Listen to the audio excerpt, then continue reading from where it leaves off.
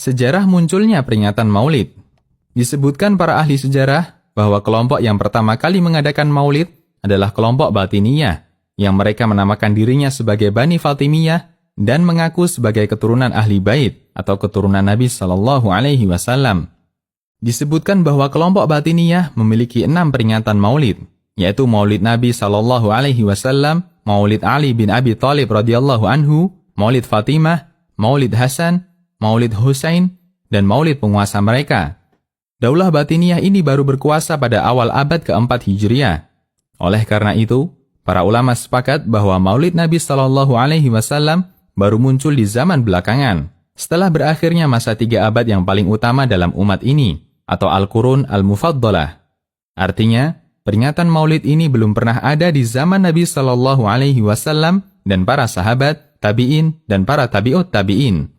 Al-Hafidz As-Sakhawi mengatakan, peringatan Maulid Nabi Shallallahu Alaihi Wasallam belum pernah dinukil dari seorang pun ulama generasi terdahulu, yang termasuk dalam 3 generasi utama dalam Islam. Namun peringatan ini terjadi setelah masa itu. Pada hakikatnya, tujuan utama daulah ini mengadakan peringatan Maulid Nabi Shallallahu Alaihi Wasallam adalah dalam rangka menyebarkan akidah dan kesesatan mereka. Mereka mengambil simpati kaum muslimin dengan kedok cinta ahli bait Nabi Shallallahu Alaihi Wasallam. Siapakah Bani Fatimiyah? Bani Fatimiyah adalah sekelompok orang Syiah pengikut Ubaid bin Maimun Al-Qaddah. Mereka menyebut dirinya sebagai Bani Fatimiyah karena menganggap bahwa pemimpin mereka adalah keturunan Fatimah putri Nabi Shallallahu Alaihi Wasallam. Meskipun aslinya ini adalah pengakuan dusta, nama yang lebih layak untuk mereka adalah Bani Ubaidiyah, bukan Bani Fatimiyah. Kelompok ini memiliki paham Syiah yang menentang Ahlus Sunnah dari sejak didirikan sampai masa keruntuhannya. Berkuasa di benua Afrika bagian utara selama kurang lebih 2 abad. Dimulai sejak keberhasilan mereka dalam meruntuhkan Daulah Bani Rustum tahun 297 Hijriah dan diakhiri dengan keruntuhan mereka di tangan Daulah Salahuddin Al-Ayyubi pada tahun 564 Hijriah. Daulah Fatimiyah ini memiliki hubungan erat dengan kelompok Syiah Al-Qaramithah Batiniyah. Perlu diketahui bahwa kelompok Al-Qaramithah Batiniyah ini memiliki keyakinan yang sangat menyimpang dari ajaran Islam. Di antara mereka hendak menghilangkan syariat haji dalam agama Islam. Oleh karena itu, pada musim haji tahun 317 Hijriah, kelompok ini melakukan kekacauan di Tanah Haram dengan membantai para jamaah haji, merobek-robek kain penutup pintu Ka'bah, dan merampas Hajar Aswad, serta menyimpannya di daerahnya selama 22 tahun.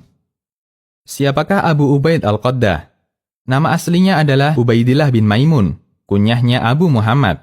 Digelari dengan Al-Qaddah yang artinya mencolok, karena orang ini suka memakai celak sehingga matanya kelihatan mencolok. Pada asalnya, dia adalah orang Yahudi yang membenci Islam dan hendak menghancurkan kaum muslimin dari dalam.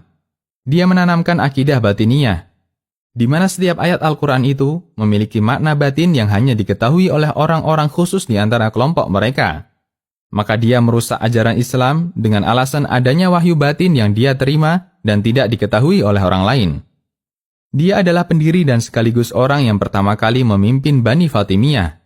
Pengikutnya menggelarinya dengan Al-Mahdi Al-Muntadhar atau Al-Mahdi yang dinantikan kedatangannya. Berasal dari Irak dan dilahirkan di daerah Kufah pada tahun 206 Hijriah.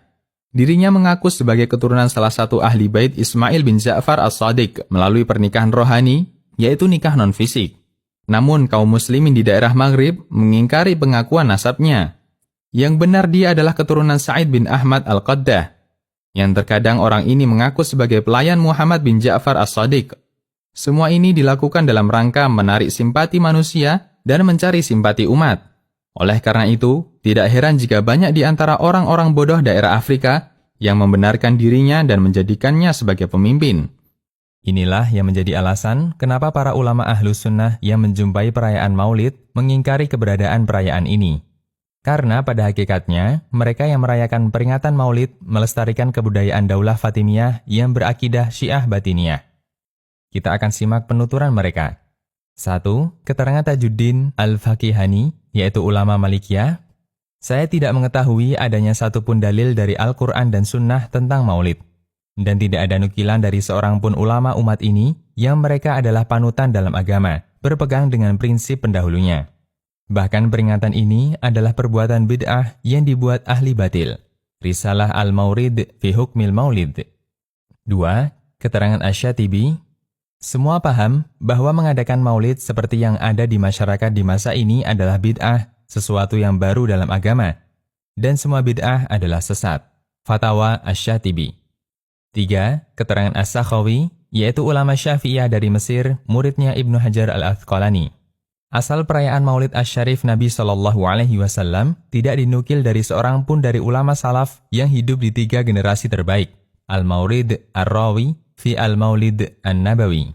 Imam Abu Hanifah, Imam Malik, Imam Syafi'i, Imam Ahmad, dan para ulama pelopor Islam lainnya tidak tercatat dalam sejarah bahwa mereka merayakan peringatan Maulid.